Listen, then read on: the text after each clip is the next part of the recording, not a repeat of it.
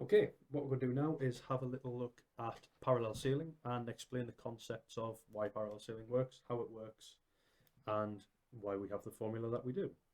Okay, so if we think about looking down on the top of the Earth there, North Pole in the middle, we know that all the meridians, there's a Greenwich meridian in the dateline, 90 east, 90 west, and so on, they all pass through the same point. So if we were standing on that center point there, we would know that we could essentially touch every single meridian.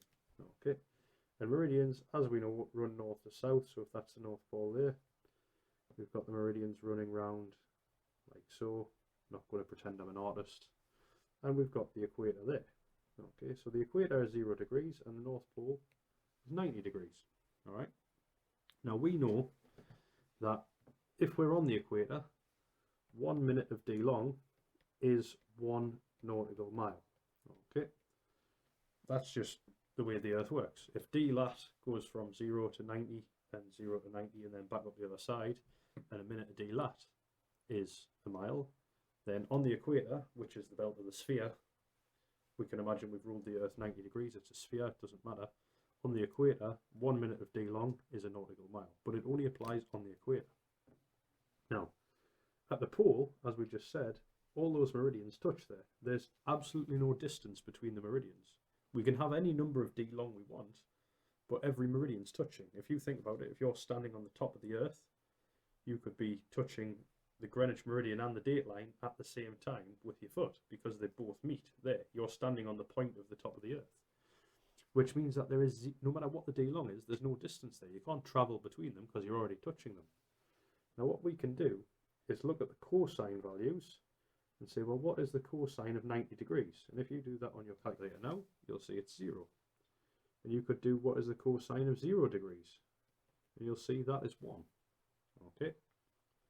What that means is, whatever your d long is on the equator, if you think about it, that is the distance. And whatever the d long is at the poles, there will be 0 distance. So departure is equal to d long times cos mean lat. We know that from the formula sheet. Okay.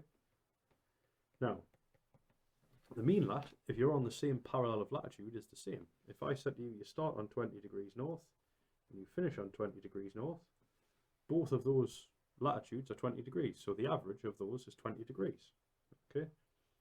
Now, no matter what we times that latitude by, we're going to get the distance. Okay.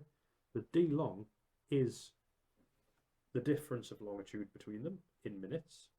The mean latitude is just the latitude we're on. Now, if we'd done that on the equator and said we had a d long of, I don't know, let's say 600 miles to make the numbers easy. On the equator, if you times that by the cosine of 0, it would equal 600 miles. If you do that at the North Pole, it will equal 0 miles.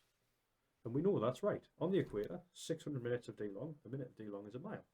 At the pole, 600 minutes of d long, doesn't matter how far apart we are, the meridians are touching, we're not travelling.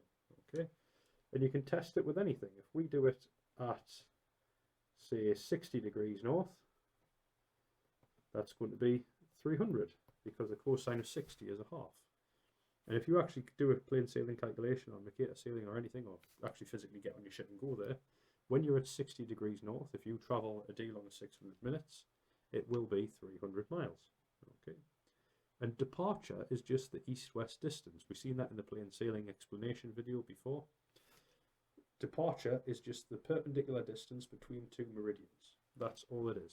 Okay, it's essentially d long converted into distance. So let's put that into practice then, shall we?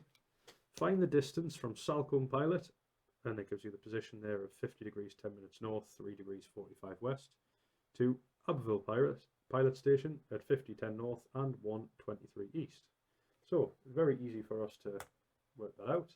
We know straight away our MLAT is going to be 50 degrees and 10 minutes north.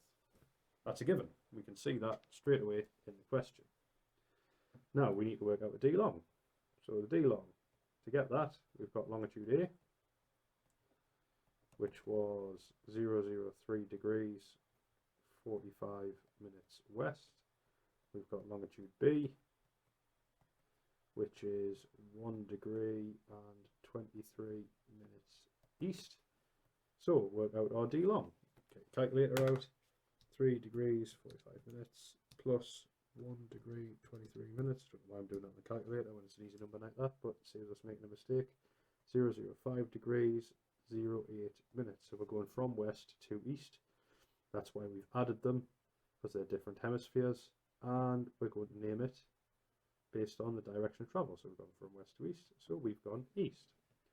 Times that by 60, and that's going to give us 308 minutes east. Okay, check it on the calculator if you're not sure. 308 miles. So departure equals D long times cos mean lat. Always write out your formula. Make sure you write that out every single time. So departure equals 308 times the cosine of 50 degrees and 10 minutes, which equals 308 times 50 degrees 10 minutes. So